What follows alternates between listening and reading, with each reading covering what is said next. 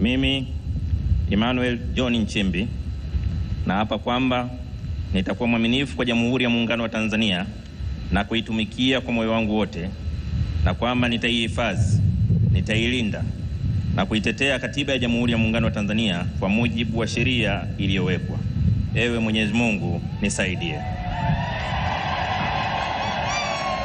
Mimi Emmanuel John Nchimbi naapa kwamba nitaitumikia vema na kwa moyo thabiti Jamhuri ya Muungano wa Tanzania katika kazi yangu ya makamu wa rais, na kwa wakati wote nitamshauri kwa hekima na uaminifu Rais wa Jamhuri ya Muungano wa Tanzania, na kwa vyovyote vile sitatoa siri za baraza la mawaziri.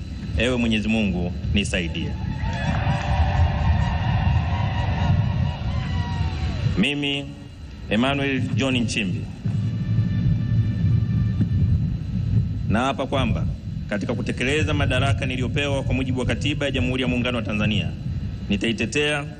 nitatetea na kudumisha umoja wa Jamhuri ya Muungano wa Tanzania kwa mujibu wa Katiba ya Jamhuri ya Muungano wa Tanzania.